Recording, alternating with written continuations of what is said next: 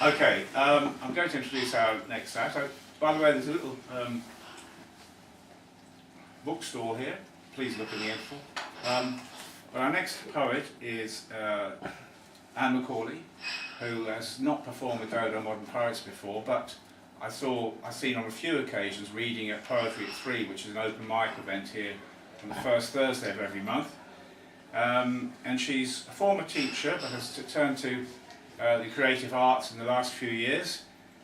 She's enjoying some success with both poems and short stories. Loose Muse anthology of published poems and short stories of hers. She's got another poem shortly being published in an anthology produced or published by Arachne Press. But anyway, that's her background. But anyway, we're very pleased to have Anne here tonight for the first time. So please give her a proper Dodo Modern Poets welcome.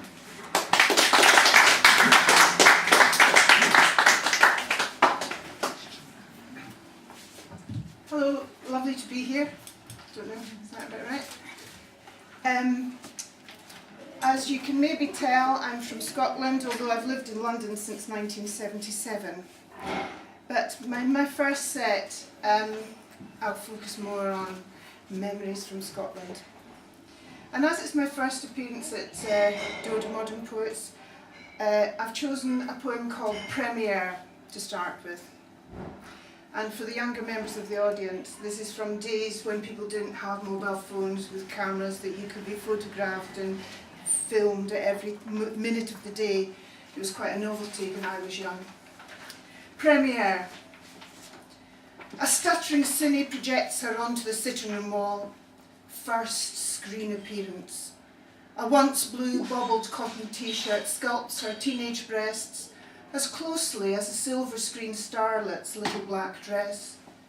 And though lipstick lacking, her lips still pout a sultry smile before the mock bite of the fish slippery in her hands, shining its silver belly and fins, while a child's scrawl of thick black felt tip zigzag across its back, over scales of pale greenish blue phosphorescence.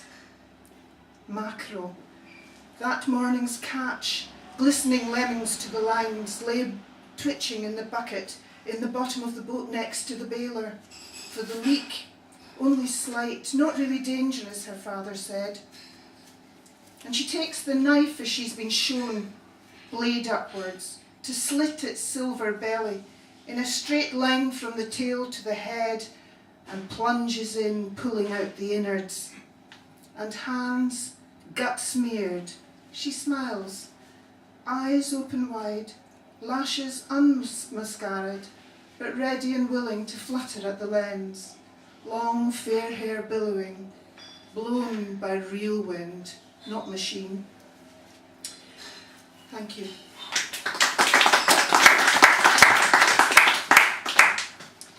And the second poem was written in memory of the terrible fear I had of being brought up in a very strict house, and I wasn't really meant to go out a lot of the time and often had to invent a lot of reasons for being out.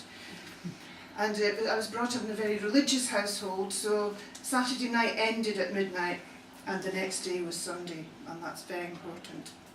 So this is called Saturday Night.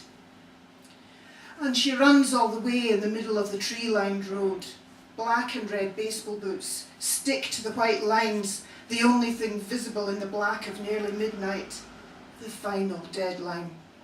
T-shirt and Levi's cling to her damp skin, breaths rasp in her taut throat, chest tom-tomming at the hoot of that owl, gliding just past her ear in the choking, cloaking dark. Behind on the rounded stones by the edge of the spey, others still lolling, laughing by the fire.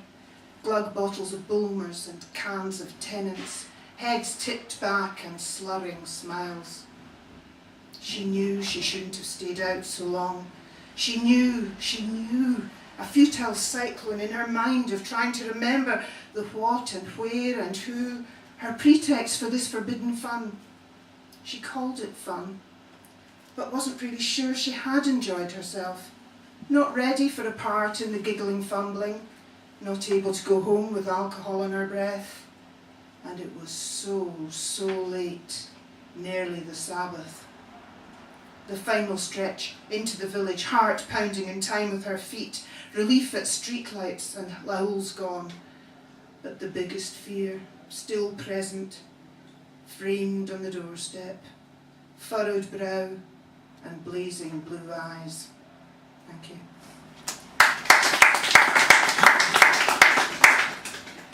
And when my dad was in a better mood, he told me about how the island he came from in the Outer Hebrides, called North Uist, a long time ago, meted out pretty rough justice on people.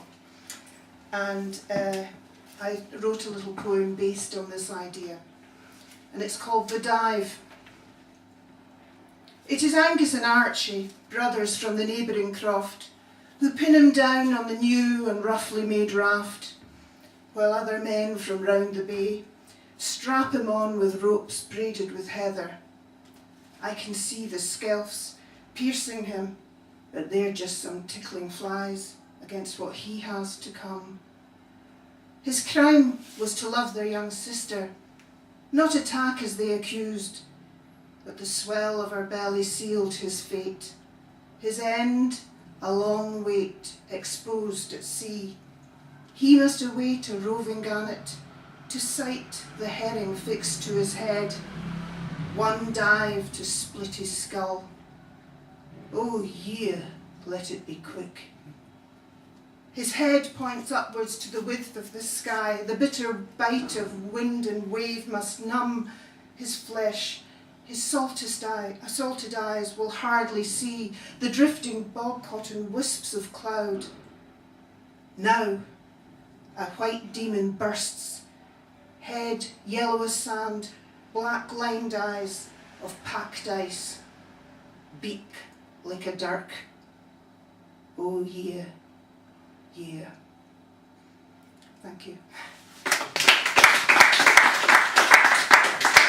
And for those who were, yeah is the Gaelic for God, in case you were wondering. My final poem for this set was written when I was attending a poetry class the other year, and I'd been given homework. 6 random words, make a poem out of it. But I'm not going to tell you what the words were. You get a guess. I've got an oldest sister who often moans about living in Scotland, because you may know the weather isn't quite what it ought to be. And it's called Escape. The dragon of discontent blew its fetid breath and shook its scaly tail until she upped from her slump on the sofa, across to her iPad, the centrepiece of her table.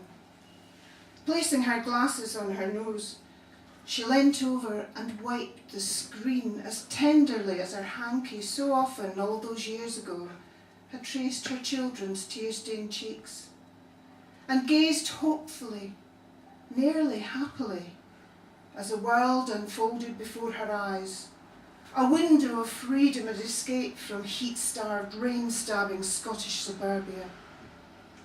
Surfing for somewhere to warm the chill inside, the screen suggests Marrakesh, or look, maybe Madrid. Blue skies and bright, bright sun, the art in El Prado, bars with hanging haunches of jamon, glasses of fino, all soothe and smooth away her frown. At Barajas, she tilts her face up to the undulating bamboo roof with light dancing in on all angles, then eyes forward to find the sign marked Salida and out. The punch of hot, dry air shocks, then invigorates. Ahead, the louche taxi driver lounging against his car, cigarette dangling, sunglasses, stubbled smile, and tight, tight black jeans. Makes her smile back, wishing she could magic away the sensible clothes and years. Strolling along the Calle Mayor, her sun worship wilts in the midday glare, so into the shade and ironwork splendor of El Mercado de San Miguel. The seafood stall is wriggling alive, briny and fresh from the sea, and onto the jars and bottles of cold pressed oil, standing proud, greeny golden, row upon row. Next, as still life shines, trays piled high, glossy red apples, oranges, melons, pears. And then the pink blush of pomegranates. And she pauses, recalling this, her first taste of exotic, peeling its thin skin, the glistening arils taut, clusters of purple jewels in their bed of pith, juice bursting out, staining her white school blouse, then spitting out the seeds. And she smiles at the memory and at the stall holder. Una, por favor. Thank you.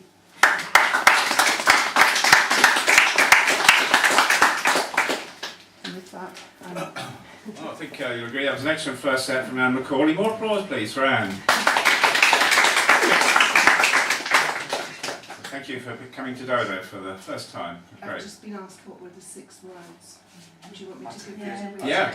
Yeah. Do Do you want to come up guess? here? iPad, glasses, Freedom, Marrakesh, Madrid, Bamboo. Right, not bad. Dragon, iPad, Suburbia, Madrid, Louche, pomegranate. You're not bad. There'll be a quiz later on. We'll be asking questions about all the poems.